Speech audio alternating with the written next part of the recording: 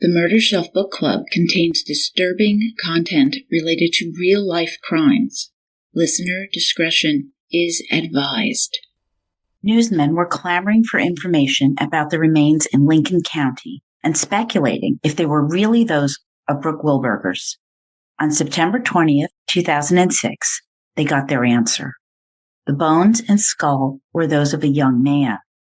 An examination by Deputy State M.E. Larry Luman, as well as other items found at the scene, pointed to a young man who had committed suicide by hanging himself. No foul play was suspected. One more possible sighting of Brooke had once again come up empty. From the Last Time We Saw Her by Robert Scott.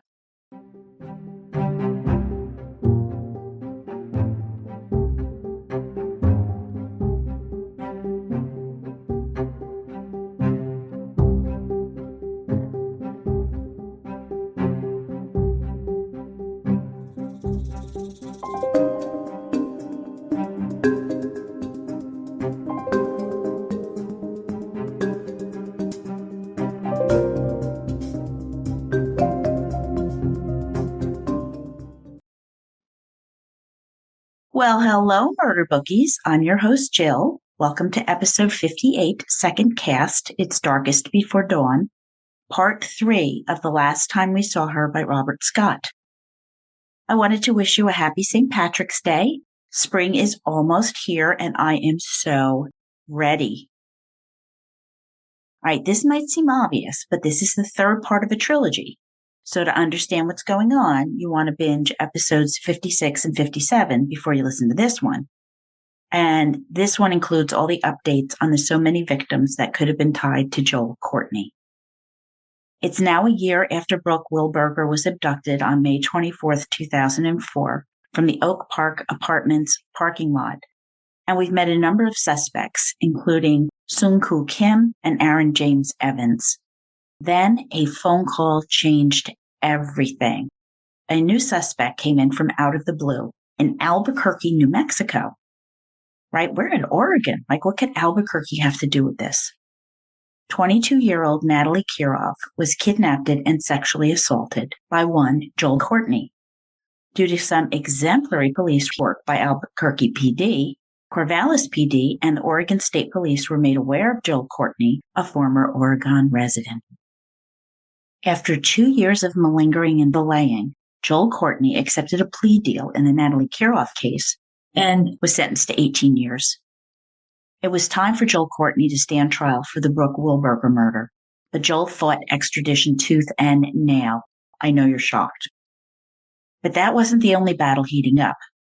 The Oregon media desperately wanted information on the Wilberger case, and normally the arresting affidavit is made public. But without a body, DA Scott Heiser feared the case would be compromised if it was released. Incensed, the media pressed and pressed, whining, causing all kinds of legal shenanigans. Finally, Judge Locke Williams ruled that the documents would remain sealed due to the, quote, risk of interfering with the state's ongoing investigation of this and other crimes that may have been committed by Mr. Courtney, end quote. But the chorus began.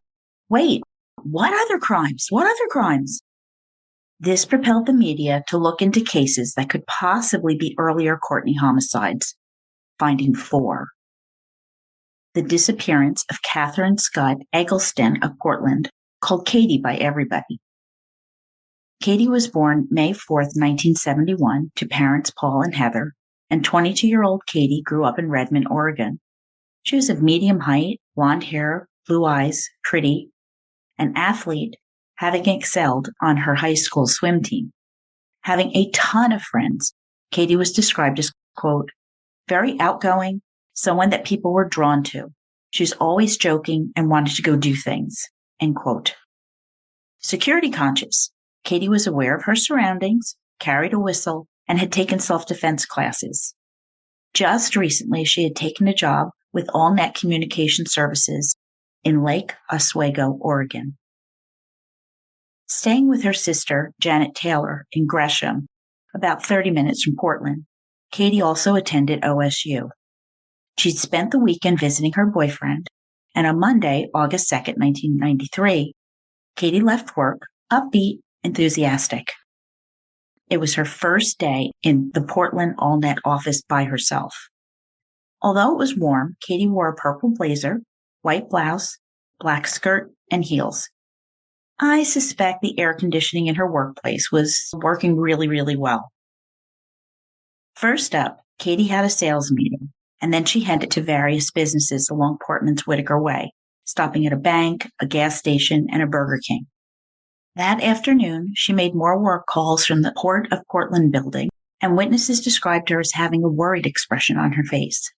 At around 2:15 p.m., a customer of Katie saw her get off the building's elevator with a man with a dark complexion, dark hair, and wearing a blue blazer. This was the last time anyone saw Katie Eggleston. At 5 p.m., Katie's silver Volkswagen Golf was noted in the Port of Portland building parking lot. At some point, it was driven away. Yet Katie missed her 5 p.m. meeting with her supervisor in the Lake Oswego office. When Katie didn't show up at her sister's, Janet was ticked off at first, but gradually grew alarmed. The next day, Janet told her dad Katie was missing, with Paul Eggleston heading to Portland. Meanwhile, on Northeast Airport Way, a security guard noticed Katie's car, which had been there from the wee hours of the morning, with windows open, the doors unlocked, key in the ignition. Now, we all know that's not right, and it gets worse. Her purse, wallet, and money were on the front seat, her workout clothes in the back. Her Allnet binder was nowhere to be seen. From this first day, Paul Eggleston kept a journal of what transpired, and this is really a good idea, given the intense emotion and days blurring one into the next. August 5th, he made a notation that Katie's boyfriend had joined the search, but, quote, displayed exceptionally strange behavior, end quote. Paul was aware that Katie planned to break up with him, and apparently that had happened over her visit that past weekend. He confessed to Paul that when Katie broke up with him, he, quote, wigged out, end quote. But the boyfriend's alibi was sound. He really wasn't the guy. To stress the parents out even more, the lead detective, Joe Goodale, told Paul and Heather that the department was horribly overworked, having 3 murders occurring in 3 days in a row. Well, that is just what you want to hear when your child goes missing, that the police are overworked. Well, dogs were brought in, but found no trail indicating where Katie had gone. Sounds to me like she'd been forced into another vehicle, which then drove away.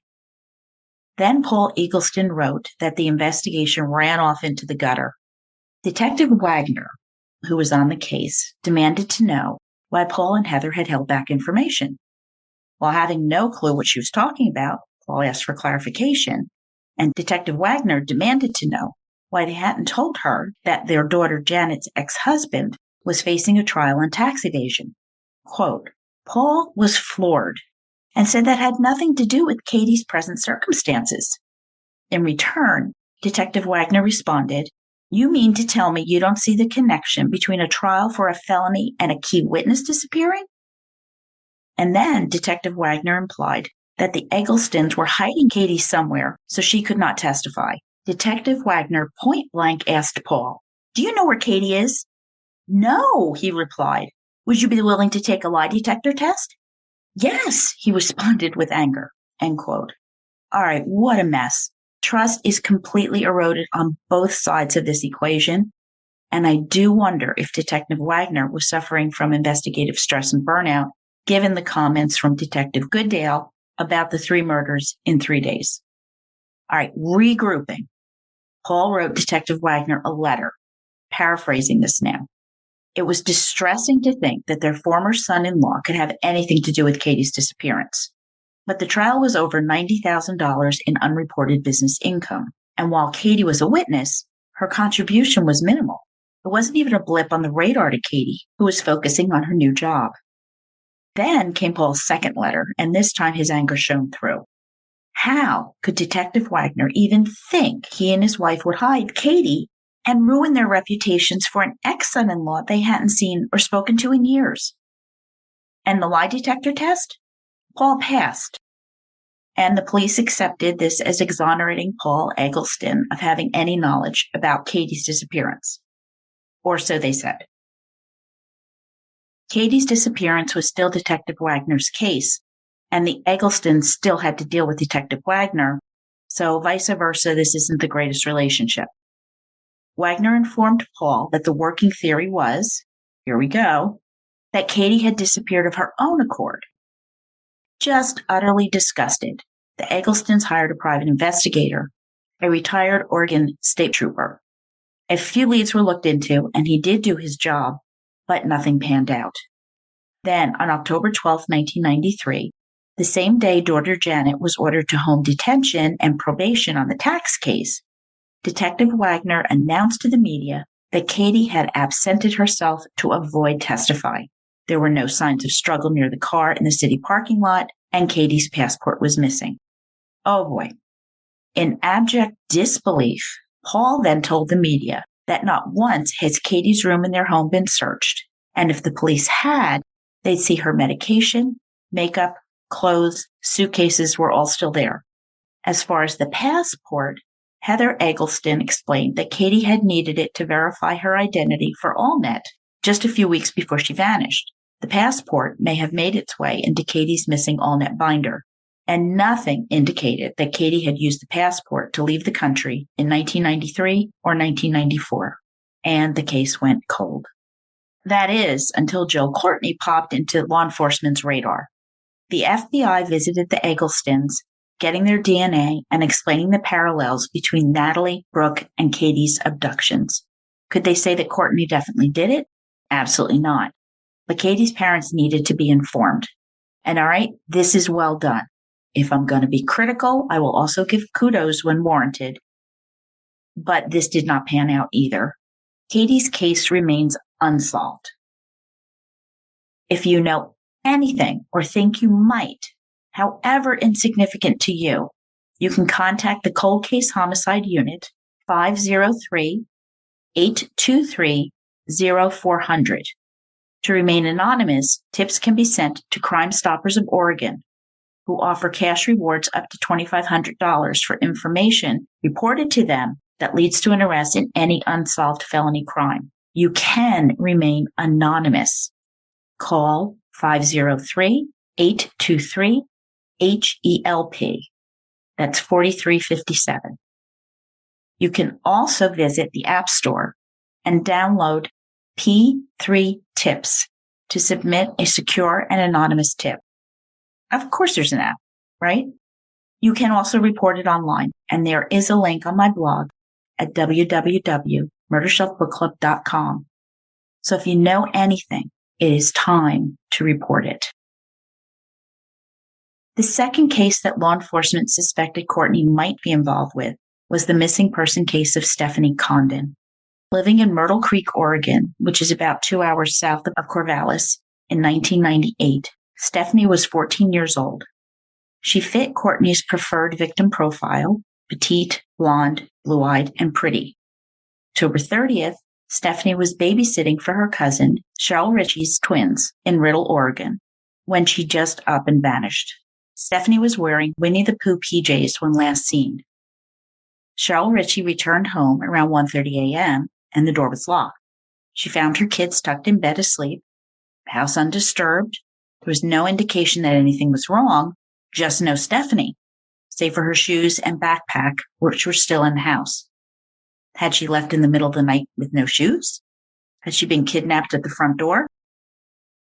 Like many kids, Stephanie had a favorite blanket, only it was gone too. And the question was, had she been incapacitated, wrapped in her blankie, and taken away? The FBI offered a $10,000 reward for any information on Stephanie's disappearance. Tips poured in, and as with the Brooke Wilberger case, psychics offered insights and help. One said Stephanie was dead, buried near the Tri-City, Oregon radio station transmitter. There was a group, the Hawaiian Remote Viewers Guild, who clairvoyantly view what occurs outside of their physical presence. They conducted a double-blind remote viewing. That is, the viewers and monitors and analysts have no idea who the subject was, and hadn't ever heard of Riddle, Oregon, a town of 1,000 people.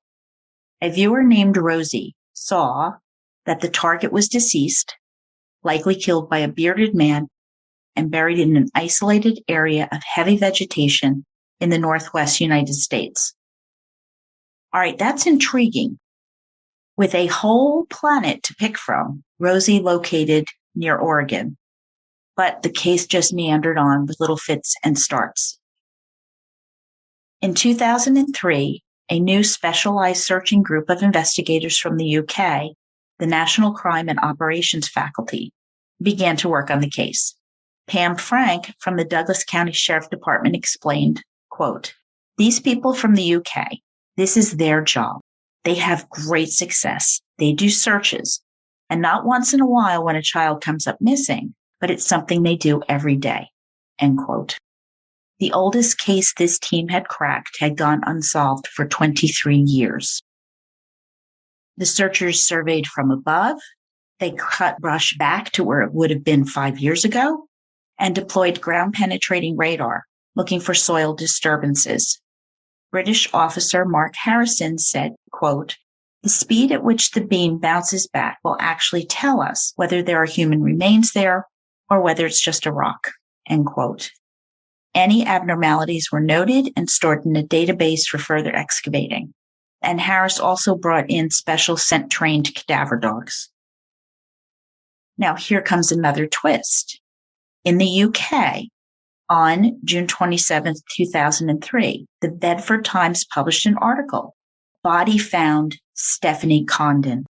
It was quite detailed that Bedfordshire resident Mark Harrison found the remains wrapped in a bed cover, and included a statement by Harrison on how delighted he was to be able to help the Condon family.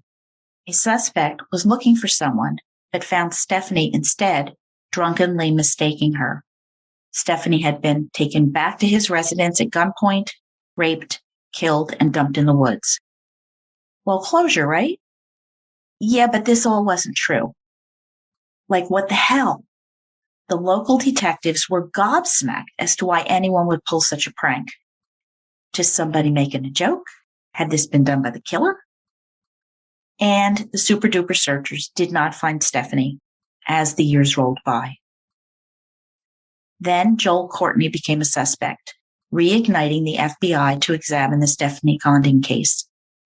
Doing their due diligence, they concluded that Joel likely did not murder Stephanie Condon.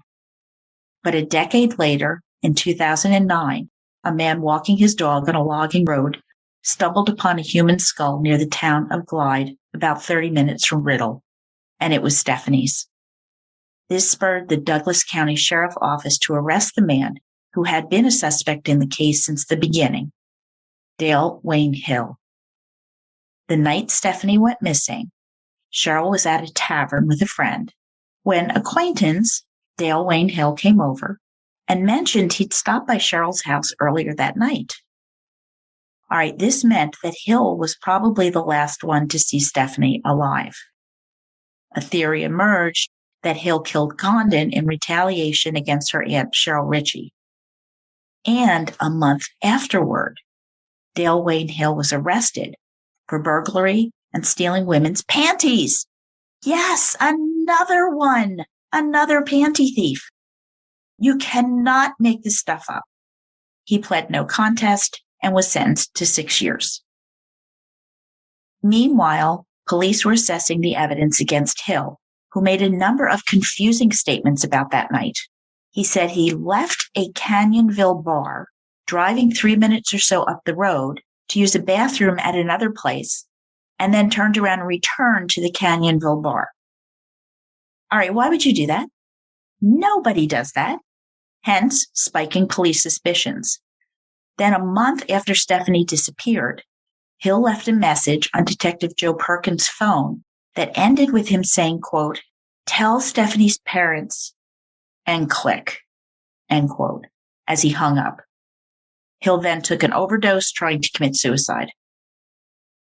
Arrested for Stephanie's murder, the trial began in March 2011, with the prosecutor suggesting sexual assault as the motivation and urged the jury to use common sense to link the circumstantial evidence. The defense argued that there was no forensics at all tying Dale Wayne Hill to the crime. And the jury agreed with the defense.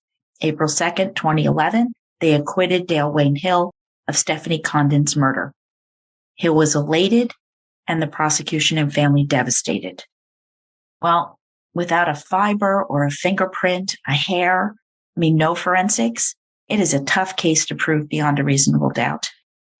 In 2000, Riddle dedicated a large stone in Riddle Park that bears a bronze plaque, which reads, quote, "Dedicated to all missing children in the honor of Stephanie Condon," end quote. Now, 2 years later, Stephanie's dad, Marty, he died of a self-inflicted gunshot wound. And some speculate that he just missed Stephanie too much to continue on. Oh, dear.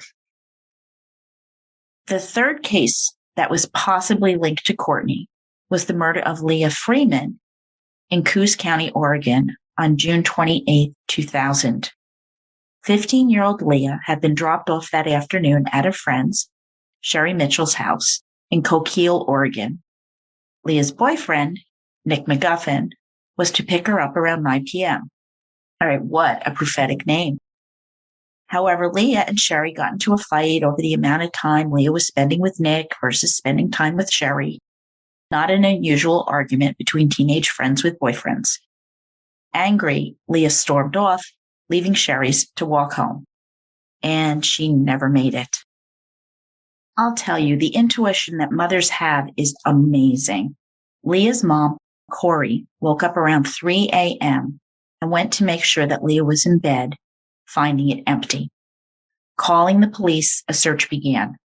The police, of course, spoke with Nick McGuffin, who had told them that when Leah wasn't at Sherry's, he had driven around with friend Kristin Steinhoff to see if they could find her. Later, Nick told 2020 that driving past Leah's house, quote, "I saw a glare on her window and thought it was her TV," end quote, him assuming that meant Leah was home. Remember, this is 2000, so before texting and cell phones were everywhere. He really couldn't have gotten in touch with her. Police had witnesses who saw Leah at McKay's Market, at a restaurant, a gas station, and a credit union that is now City Hall. And then a mechanic came forward. He had just gotten off work, was on his motorcycle heading home, and he spotted a Nike tennis shoe in the middle of the road. And according to Coos County District Attorney Paul Frazier, he, quote, "got upset because he just bought his kids new shoes and thought it might be one of his kids, so he picked it up and brought it home. When he got home, he figured out it wasn't one of his kids' shoes and tossed it into the pile," end quote. When news reports on Leah Freeman's disappearance began, the mechanic realized the sneaker might be important and came forward. DNA on the sneaker matched Leah Freeman's. A week later, a second Nike of Leah's was found alongside a local road, splattered with blood. Now, this tells me her abductor was chucking her belongings out the window as he drove to dispose of them. Police deduced from this that Leah had been abducted between 9 p.m. and 11:40 p.m. And then, sadly, on August 3rd, Leah's body was discovered about 12 miles or 9 kilometers away, down a steep embankment in the woods near Fairview, and she had been strangled. And this took a terrible toll on the Freeman family. Leah's dad had a heart attack, leaving an already distraught Corey shattered. Investigating, police issued warrants for the McGuffin house, for Nick's parents and Nick's car, but nothing was found. The police issued search warrants for Nick's best friend's car and his house as well. Still nothing. In July, Nick took a lie detector test, failing when he asked if he was involved in Leah's disappearance. And there, the case stalled, with lack of evidence stymieing further investigation. Now, in late 2009, so this is almost 10 years later, Coquille PD created a cold case unit applying the latest technology. And on August 23, 2010, the grand jury returned an indictment of Nick McGuffin for the murder of Leah Freeman. The trial began in 2011, and the jury found Nick not guilty of murder charges, but voted 10-2 to convict Nick McGuffin of manslaughter, sentencing him to 10 years in prison. Okay. All right. Interesting fact. Oregon does not require unanimous jury decisions. I did not know this was possible. This stems from a 1934 case where Jacob Silverman was charged with the first-degree murder of Jimmy Walker. During deliberations, the jury was stuck at 11-1 for guilty of premeditated murder. Unable to persuade the one juror, they found Silverman guilty of manslaughter, unleashing a torrent of protest over the lesser verdict. The Secretary of State of Oregon wanted to amend the state's constitution to, quote, prevent one or two jurors from controlling the verdict or causing disagreement, results that can be costly to taxpayers and can cause congestion in the courts, end quote. This amendment was approved by a vote of 58% of Oregonians, and I found out that Louisiana is the only other state where non-unanimous verdicts are permitted in the United States. Absolutely fascinating. Had no idea. But the Freeman case wasn't over. Janice Pericol of the Oregon Innocence Project became McGuffin's attorney. Reviewing all the evidence, it came to light that there was unidentified male DNA on Leah Freeman's sneaker, and it did not match Nick. Presenting this to Judge Patricia Sullivan, she ruled that the Oregon State Police Lab violated McGuffin's constitutional rights by failing to disclose the existence of this DNA. Further, there was a, quote, reasonable probability that McGuffin's guilty verdict would have been different if the presence of the unknown man's DNA was disclosed, end quote.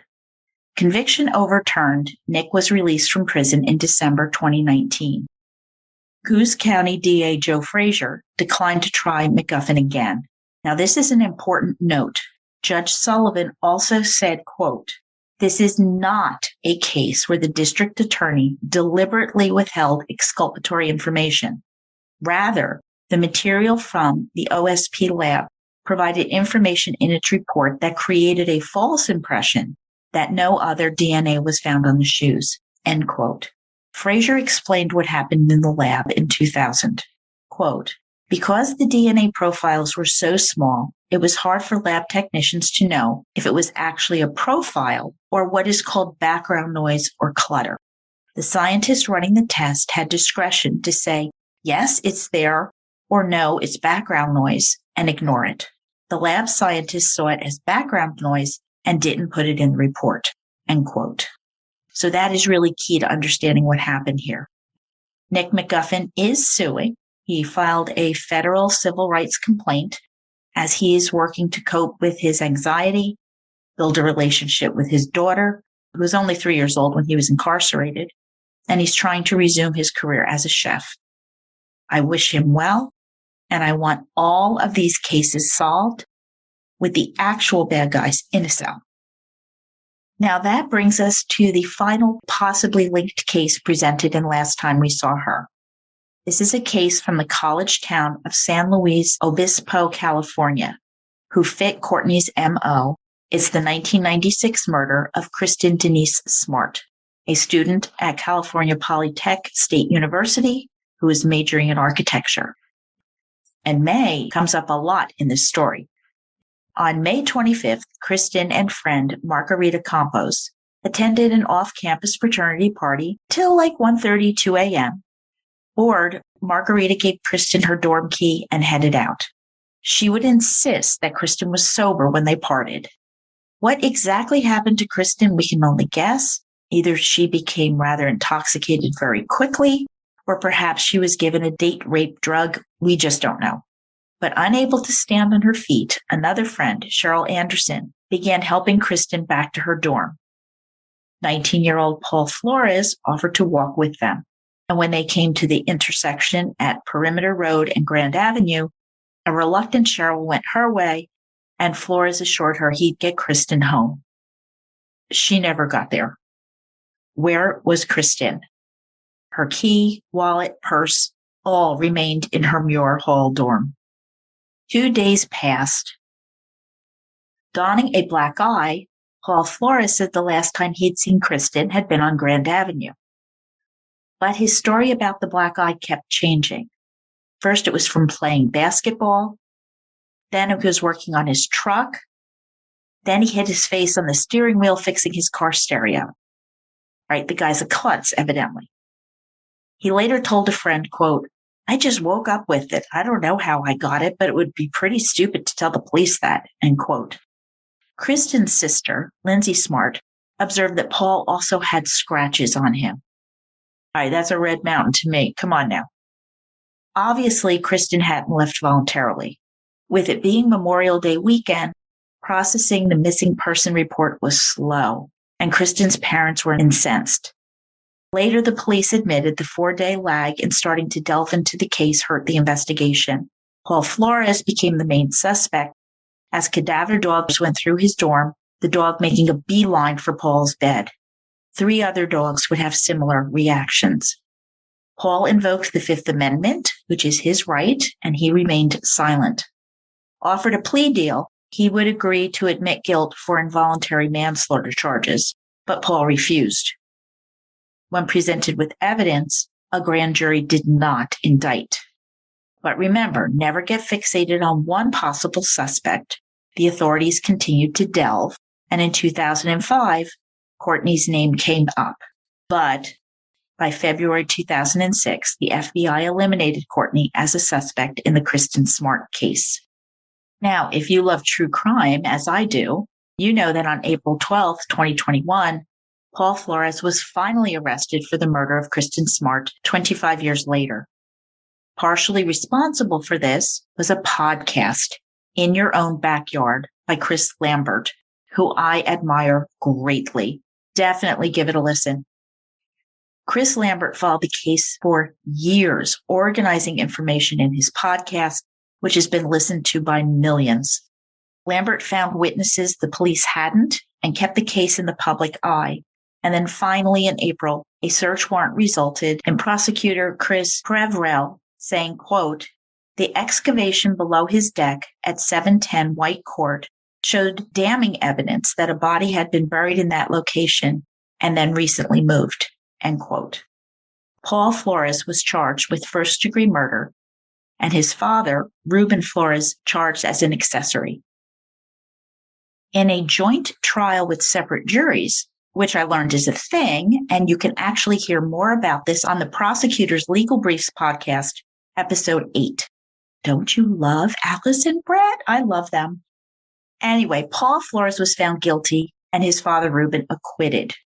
Paul was due to be sentenced in early December 2022, but it was rescheduled to March 10th, 2023, and I'm recording this prior, so expect a minicast update for you on Paul Flores' sentencing. His attorney, Robert Sanger, is working on an appeal. At trial, Robert Sanger suggested that Scott Peterson, you know, the guy who murdered his wife Lacey and unborn son Connor, who was attending Cal Polytech at the time, Peterson killed Kristin. I am not buying that one, Robert. So anyway, Joel Courtney did not kill Kristin Smart, but I do not blame law enforcement for proactively examining every possible suspect. All right, what a book. It is also incredibly relevant to this very second. Now, you didn't forget about Seung-Koo Kim, did you? Kim's fifth attorney, Clayton Lance, managed to work out a plea deal with all 3 Oregon counties. Kim pled guilty to multiple burglary and panty theft charges, kiddie porn, and was sentenced to over 11 years, according to the Albany Democratic Herald. His father, Ju Kim, said Seung-Koo was, quote, mentally ill and had a hard time in prison. He spent most of his time in his cell with another inmate who was also mentally ill. Dr. Paul Leung, Seung's psychiatrist, said that Seung suffers from schizoaffective disorder, end quote. Well, I agree. According to the Mayo Clinic, the symptoms of schizoaffective disorder vary from person to person, so it's like a disorder buffet. Psychotic symptoms such as hallucination and delusions occur, but other symptoms can be impaired or incoherent speech, bizarre, unusual behavior, or just acting out of character, depression, feeling empty, sad, worthless, intermittent mania with increased energy and not sleeping for days at a time, impaired social functioning at work, school, even family settings, and problems with cleanliness and physical appearance. So that's schizoaffective disorder. So update on Seung-Koo Kim. In November 2012, Kim was paroled after 6 years and placed in his parents' care and was on probation through 2016. A registered sex offender, he completed a sex offender treatment program, and other conditions that he must live with include no access to a computer or internet, no access to minors or where children congregate, to keep 1,000 feet from college campuses and women's dormitory housing. All good moves. As reported by KATU ABC News, neighbor Carla Ernster said that she welcomed Kim home with open arms. Quote, "He's definitely very sorry that happened. Very, very sorry. I truly don't have a hair on my head that is worried whether he's going to reoffend or steal panties. I really do not believe it." End quote. And Seung-Koo Kim has not been in the news since that I could find anyway. So good for him. Now, if you recall, the Kim family sued the state, claiming they were traumatized by the SWAT raid of their home and for being linked to the Wilberger case.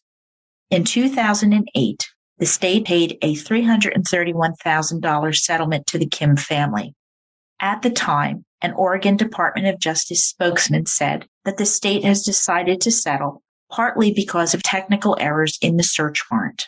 I am reading that could be the SWAT raid. Now, what happened to possible suspect Aaron Evans?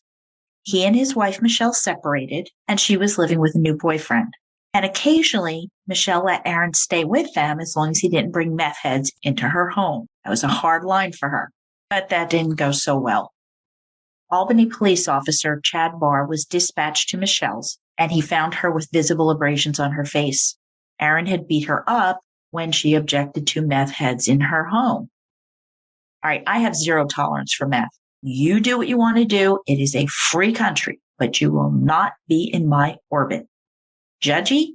Oh, hell yeah. And I make no apologies. I am with Michelle on this one. Michelle had thrown the meth heads out, with Aaron assaulting her and then running off.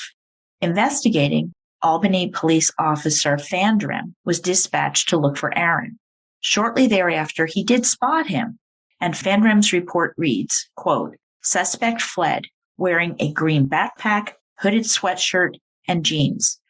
Suspect fled from me, west, down the tracks, then south, across them, and north again. He had something on his head," end quote. Then later, at 11:30 p.m., the police were alerted that someone in a red jacket, baseball cap, was trying to break into a blue SUV. Officer Timothy Sousa drove into the area, spying a young man with a red jacket and baseball cap, Aaron Evans. Arrested and handcuffed, Aaron was out of his twitchy mind. Aaron's story was, he'd looked into a few cars, but he wasn't trying to break into them, and Michelle had attacked him. Yeah, right. All right, arrested for assault, it got worse. In jail, Aaron admitted to his parole officer that he'd smoked weed and had done a couple bowls of meth. Sanctioned for numerous parole violations, plus the new assault charge, Aaron's parole was revoked. And according to the Albany Democratic Herald, Evans wound up pleading guilty to the assault charge and public indecency. September 25th, 2009, Aaron was sentenced to 45 months in prison, and his earliest release date was January 2nd, 2012. And with that, all of the early persons of interest in the Wilberger case were in jail, every single last one of them. Now, Joel Courtney. While all these legal shenanigans were going on in New Mexico, Cammie and Paul Wilberger were being proactive, setting up a scholarship in their daughter's name. To receive the Brooke Wilberger Scholarship, an applicant must be a graduating senior from Elmira High School who will attend public or nonprofit college or university. You must have a minimum 3.0 GPA. Preference is given to those with strong community service. And the 2023 scholarship application wasn't up at the time of this recording, but it's probably up there now, and I will have a link on my blog if you want to apply. As 2006 began to wane, DA Scott Heiser had a falling out with Judge Janet Holcomb and withdrew from the case. But beforehand, Scott filed motions to disqualify Judge Holcomb in 9 other important upcoming trials, citing her bias against Benton County prosecutors. Now, that certainly might bias the judge against an attorney, but evidently this happened all the time in Oregon. John Haroldson now took over as the DA of Benton County, and he would prosecute Courtney. As 2006 turned into 2007, 2 more crimes were connected to Courtney. Courtney was indicted for attempted kidnapping and attempted murder of 2 women. Haroldson broke the news to reporters saying, quote, "The evidence will show Courtney attempted to abduct them with the same method, but because of the way they reacted, they got away. They are very important witnesses in identifying Courtney and the van he was driving." End quote. We know these women are Diane Mason and Jade Bateman. December 12, 2007, a formal request for extradition was sent governor to governor, with New Mexico fully cooperating to see it happen as quickly as possible. And by April, Courtney was in a cell in Corvallis, Oregon. February 2008, Courtney's new attorney, Stephen Ahrens, was in court. A seasoned defense attorney, accustomed to difficult cases, even Courtney would tax him. Ahrens had questions about the green minivan. It didn't belong to Courtney, so someone else could have used it to kidnap Brooke Wilberger. April 9, 2007, Courtney heard the 19 charges read in court. Held without bail, the charges included aggravated murder, first-degree rape, first-degree sexual abuse. Joel's defense team was now joined by death penalty experienced attorney Stephen Krasik. I know all these names. Oh my God, all the names. Wanting more information on the Kirov case, KGW-TV began to vie with DA Harrelson, the rights of the press to information versus building a prosecutable case. With the press digging, Harrelson realized that the genie was out of the bottle and released a great deal of documents, with the public learning of Courtney's crimes in New Mexico.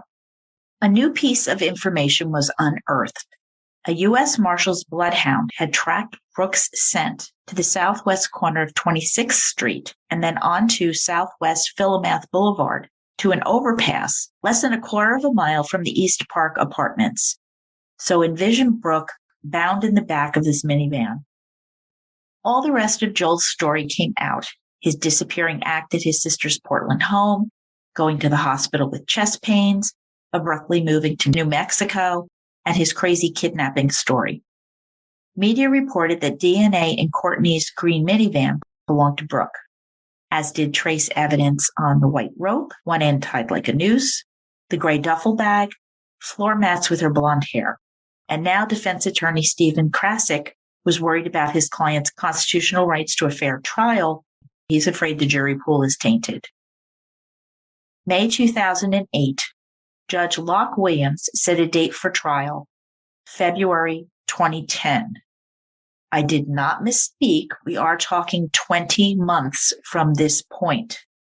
Cammie and Paul Wilberger were stunned, patience ebbing, almost 2 years away. This was 2 years away, and delays could happen, so it could even be longer. So there was a lot of grumbling and a lot of debate about this.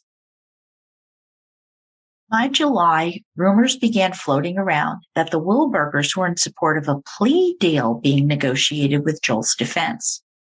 But problem, would Courtney actually let the plea be enacted? I mean, if you remember, Joel had tried to renege on his previous plea deal in New Mexico.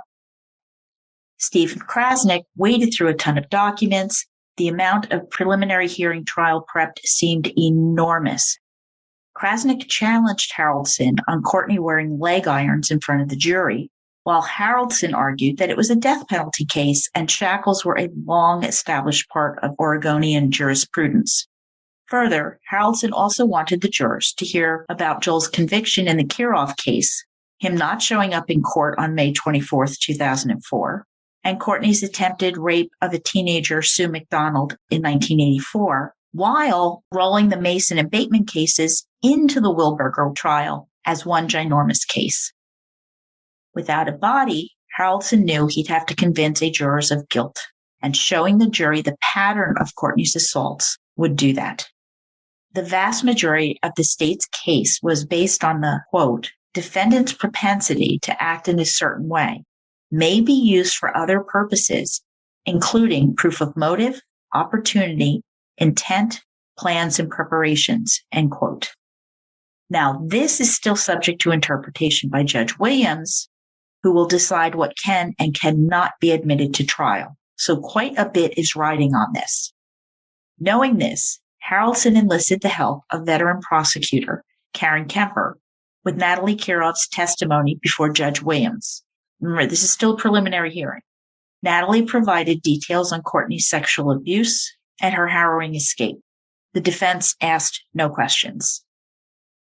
Court clerk Nancy Jo Katner-Mitchell testified about Joel's missed court date and his message saying he was in Corvallis. The audio tapes from May 24, 2004, from Judge Littlefield's court was played, confirming Joel Courtney did not show up for court then or the next day.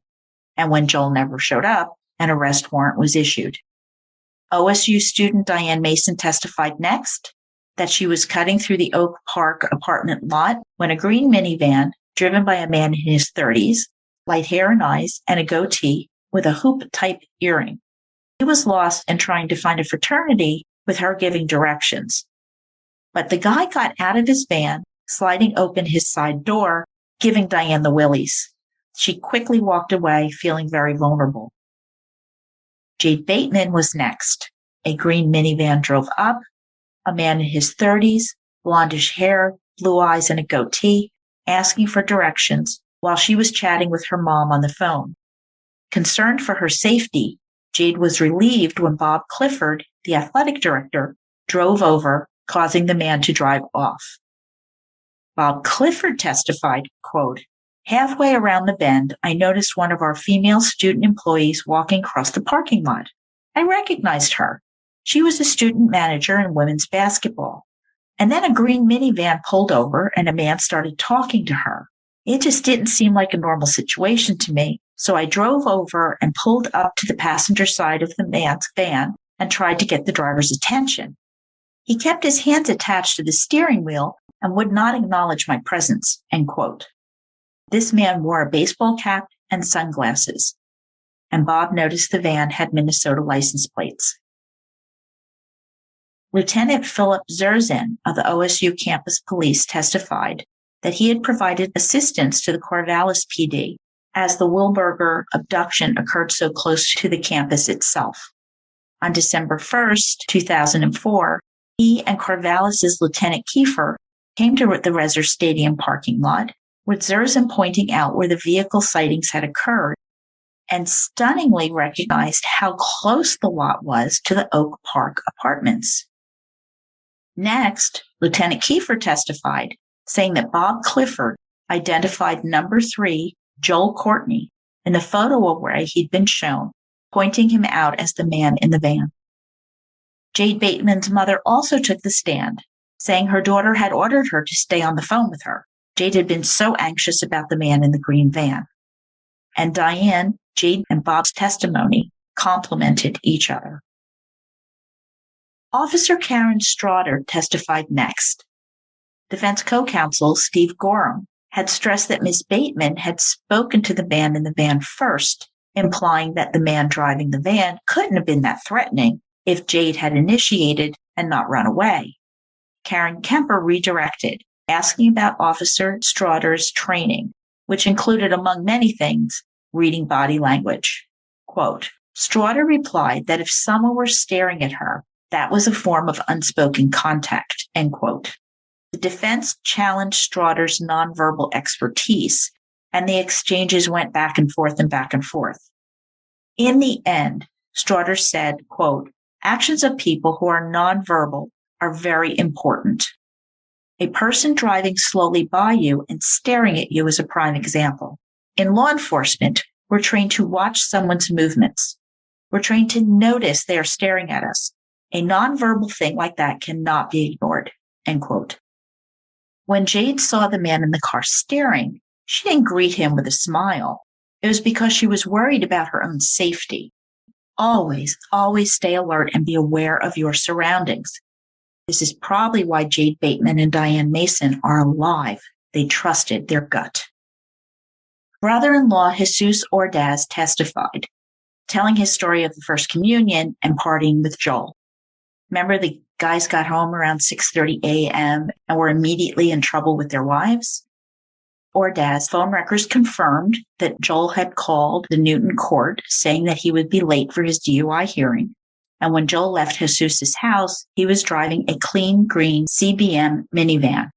And when he returned later on May 26th, the van was dirty, with Jesus taking the initiative to clean it, not wanting unhappy bosses at work. And it went downhill from here for Joel. Women who had been sexually molested by Joel testified.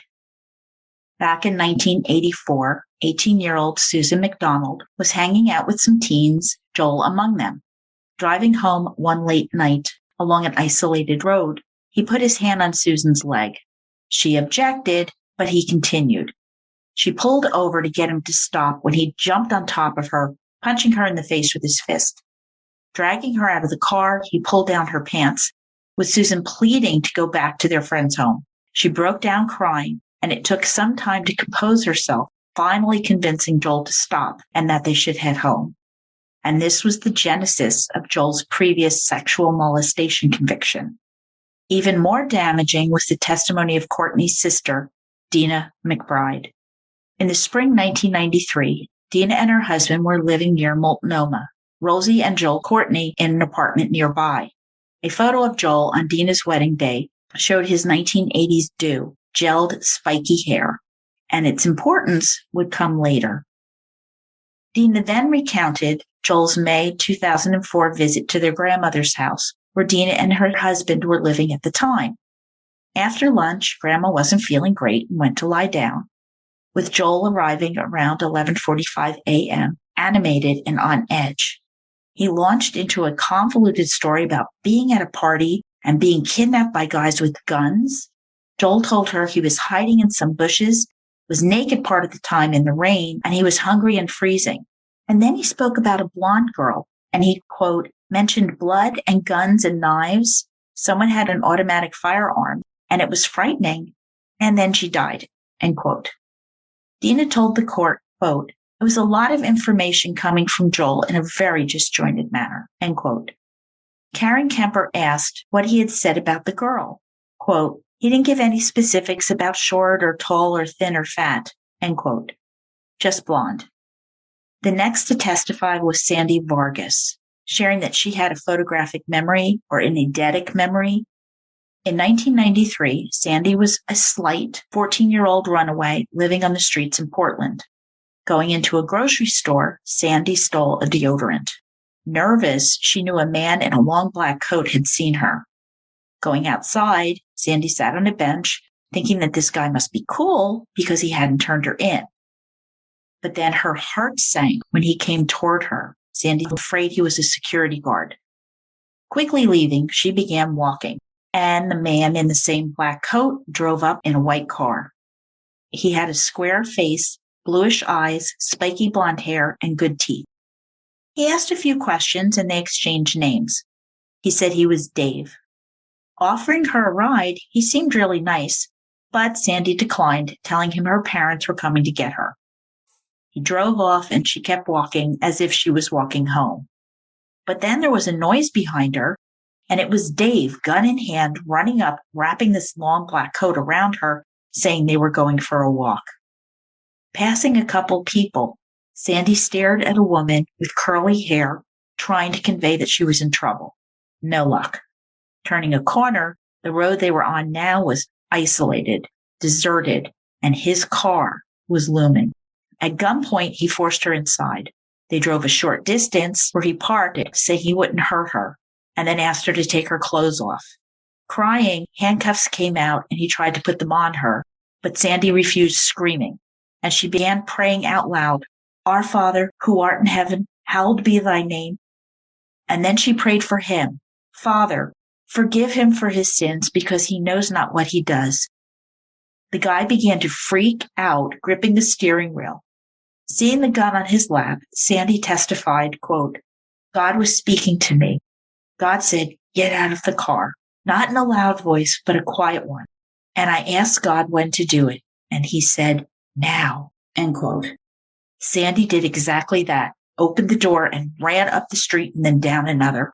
A few cars passed, none stopped, and she went into a cafe, peering through the windows as she saw his car driving back and forth, which terrified her even more. Sandy feared the guy was a cop.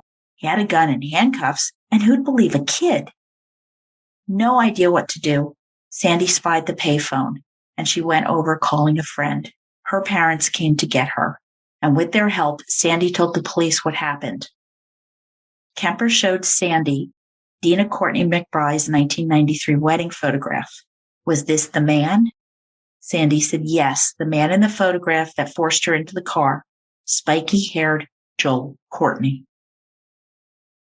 With the goal of consolidating the trials of Brooke Wilberger, Diane Mason, and Jade Bateman, closing argument was critically important for the prosecution. Kemper did a magnificent job of creating a timeline and connecting the dots. She stressed that it was the repetition and similarity of the acts that required one trial. Defense attorney Gorham claimed the state was throwing mud at the wall, hoping some would stick, stressing the differences between the cases. Harrelson had the final word, however, and said they never claimed that this was a signature crime, that all the crimes were patterned exactly like the others. Quote, it boils down to this. This so-called mud is relevant. It's incriminating evidence, and it's not in the defendant's interest to have relevant, incriminating evidence offered against him. End quote. Judge Locke Williams took this all in and went to make a decision. Judge Williams ruled the cases of Diane Mason, Jade Bateman, and Brooke Wilberger would be joined as they were, quote, similar in character and occurred within minutes of each other and within a remarkably limited geographic area, end quote. The testimony of Susan McDonald and Sandy Vargas, having occurred in 1985 and 1993 respectively, were too remote and would not be allowed at trial. The evidence about partying with Jesus Ordez, on Courtney's failure to appear in court, testimony by Diane Mason, Jade Bateman, and Bob Clifford were all allowed. And Courtney was about to make it even harder for his defense team of Krasnick and Gorham. July 21st, 2009, at the Benton County Jail, Joel met with psychiatrist John Sabatka and went berserk, attacking and striking Dr. Sabatka with a fax machine and tearing up documents. More charges were filed against Courtney. With the attacks on Dr. Sabatka, coupled with Joel's comment back in New Mexico to Judge Martinez that he'd spit in his face, there was established a real danger of violence. Judge Williams ordered Courtney to wear a stun vest, any violent outburst, and he would get zapped. He could wear it under his clothing so jurors would not see it. Is it wrong to want him to act up so he gets zapped? I don't know. Maybe. Couldn't think of a better guy to get zapped, though. Well, 5 years after Brooke's abduction, the trial looked ready to begin. But predictably unpredictable, on September 21st, 2009, Courtney decided he wanted a plea deal, withdrawing his not guilty plea. Joel signed the documents, acknowledging that, quote, 1, I know that if I pleaded guilty to the charge, I cannot challenge on appeal any of the trial court's earlier rulings in the case. 2, I agree to serve life imprisonment without the possibility of parole. 3, I agree that my criminal history is accurately set for us in an attachment to the plea agreement, end quote. Notified, Diane Mason, Jade Bateman, and the Wilbergers were all in agreement and understood that the death penalty was off the table. But the concession for the prosecution to agree to this plea, Joel Courtney had to reveal where Brooke Wilberger's remains were. Harrelson told the media, quote, Joel Patrick Courtney had admitted he abducted, raped, and murdered Brooke Wilberger and left her in the woods. Her remains were recovered, and confirmed with absolute certainty, and the Wilbergers could lay her to rest in a proper and honorable fashion. End quote. Brooke's fate. Joel said he was driving the green minivan trolling for a victim. He pulled it into the apartment parking lot, noticing Brooke working. Making a U-turn, he blocked the view of Brooke from the apartments. With a FedEx envelope in his hand, feigning being a delivery man, he said he was looking for an apartment, moving in on Brooke. Abducting her at knife point, he forced her into the van. She screamed, her flip-flops flying. Once in the van, he drove a short distance to McDonald's in Philomath, binding her with duct tape. Using cocaine, Joel walked in the woods with Brooke, trying to calm her down.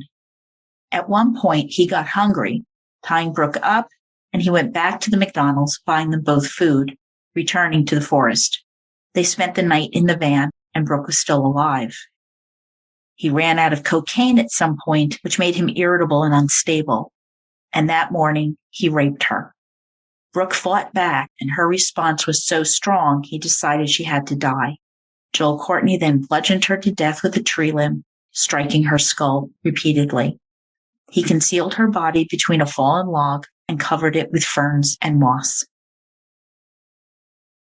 Hearing this, Cammie Wilberger came to the microphone before the reporters and TV crews. Breaking the silence, she said, quote, "Thank you for being so supportive for the last 5.5 years. It has been a long haul for all of us. Today we are grateful.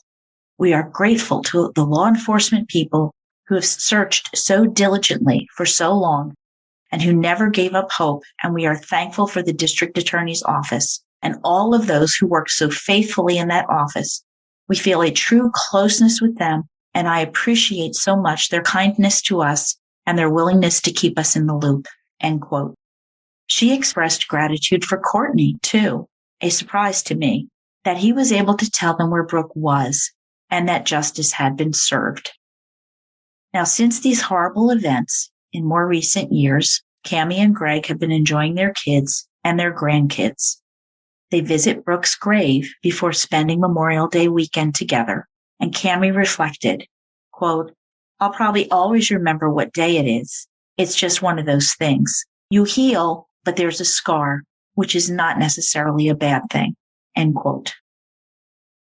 Over in the small town of Blodgett, Oregon, the 100 or so residents noticed when a swarm of law enforcement descended upon them, buzzing like worker bees. The location matched where psychic Bonnie Wells said that Brooke would be found back in 2004. Shauna had actually gotten very close to where Brooke's remains were found. Another coincidence, this was very near the Blodgett Country Store, where person of interest, Lauren Kruger, parked donning a ski mask after his Peeping Tom episode. It struck me, all these strands of the spider's web that ensnared so many in the Wilberger investigation intersecting. Blodgett Country Store owner Mark Sakako told reporters, quote, that many of the residents of the areas always thought that Brooke Wilberger's remains might be found back in that wild area. A couple of us actually searched that area, end quote. He added that life in prison was too good for Courtney. Courtney's sister, Dina McBride, sent a letter to the media revealing that once she and her husband learned of Joel's arrest, the wheels began turning as they asked themselves, quote, half-posed questions. Do you think he couldn't be involved with? Soon as we heard the details of the case in New Mexico, we couldn't help but wonder at the similarities related to the disappearance of Brooke Wilberger. We talked. We tried to reconstruct events from several months earlier. We came up with a basic timeline. With dawning realization, we dreaded that there was a chance that Joel was somehow involved in the abduction of beautiful, vivacious, precious Brooke Wilberger. What do you do when you're faced with the thought that someone you love is capable of something so inexplicably evil?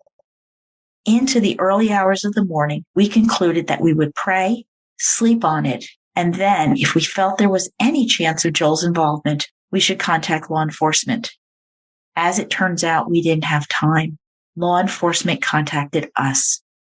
Early December 2004, we began a working relationship between my mother, myself, and various law enforcement agencies involved with the pursuit of truth and justice for Brooke and her loving family. Our family has stood with the solid conviction that while we love Joel, we answer to God first and foremost, and would commit to making ourselves available to the pursuit of the clarification of facts and events. Our hearts continue to weep for the Wilberger family. We weep for Joel's family, 2 of whom are young children. When we learned the truth had been revealed and Brooke's body had been recovered, I wept. I am thankful the Wilberger family can have the resolution that they have so diligently sought. End quote.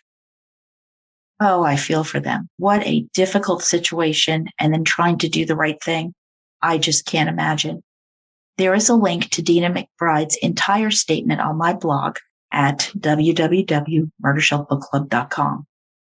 I hope we are sympathetic to the families put into these situations due to no fault of their own, and we can only pray they find peace. And my next book is a take on this journey, as you'll see.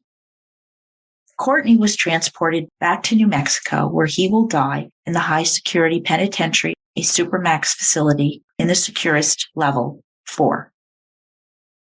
October 10th, 2009 was the final memorial service for Brooke Wilberger at OSU campus. Hundreds attended, and images of Brooke growing up, eyes shining, blonde hair wafting around her, flashed on the screen. So appropriately, Valerie Steig sang, "I Am a Child of God." And that concludes my trilogy on The Last Time We Saw Her by Robert Scott. I felt we really got to follow the law enforcement investigation as it progressed, step by step, in this complex story. This book also gave me the opportunity to tell the stories of people who will likely never have a book written about their case, never have a podcast cover the crimes that altered and took their lives. I wanted to highlight them as I told Brooke's story. Diana Mason, Jade Bateman, and Bob Clifford, whose instincts allowed them to testify at Joel Courtney's preliminary hearing. Natalie Kirov, Sue McDonald, and Sandy Vargas, who helped put a monster behind bars. I also want to pay tribute to Dara Fink, who wasn't a bystander and stopped to help a stranger desperately in need outside that Mexican restaurant in Albuquerque. She is a hero in this story. There are also OSU women, Beth, Jenna, Whitney, Meredith, Lacey, Ashley, and Lindsay, who were victimized by a very mentally ill and dangerous man who I pray has had help and is living a more productive life now. To Rachel and Michelle Evans, who had to deal with the aftermath of Aaron James Evans, and the victims of Lauren Kruger, whose trail tread across Blodgett County store, significant in locating Brooke's body. The coincidences are just really incredible. Told you to remember Blodgett. Teresa Garcia, Kimberly Lingard, Diana D. Jensen, who were victimized by suspect Richard Wilson. We can remember them now. May Teresa rest in peace. And Katie Eggleston, Stephanie Condon, and Leah Freeman. Though not attacked by Joel Courtney, they are remembered for being lovely women with so much promise snatched away. And Kristin Smart, whose killer was just confirmed by a jury in October 2022, 25 years later. This is why I podcast. This is one reason this book was so special, and I hope it met your expectations. And again, if you have any information on Catherine Katie Eggleston, contact information is on my blog, or call Crime Stoppers 503-823-HELP 4357. At the beginning, I mentioned that I think that this is an uplifting story, and it is, from Brooke Wilberger herself to her family's faith and hope, even when faced with Brooke's death, the response of so many community groups pulling together. It lifted my spirit sharing this with you. Please let me know what you think. And my next book is She Married the Green River Killer, 2nd edition, an exclusive authorized biography by Penny Wood. For some time, I've wanted to do something to highlight the impact a serial killer has on his family, because their story is important, because they are the collateral victims of serial murder, and the struggle is real. That is this story. Judith is Gary Ridgway's third wife, whose early years were filled with neglect and abuse. And then she marries the man of her dreams, her Gary, who is also one of the most prolific serial killers in U.S. history. Gary confessed to murdering 48 victims in a deal that spares him the death penalty. And I will be interviewing author Penny Wood, so stay tuned. I always say read the book, and this is no exception. Thank you for listening. You can email me at jill@murdershelfbookclub.com or find me on Twitter, Instagram, and Facebook. Check out my blog and my merch store on Spreadshop. Happy reading, Murder Bookies, and trust your gut. Source material, show notes, photographs, snack and drink information for The Last Time We Saw Her trilogy is found on my blog. Written and produced by Jill, all rights reserved. Music by Carl Hosena and lyrics by Otto Harbach. Coos County DA Joe Frazier declined to try McMuffin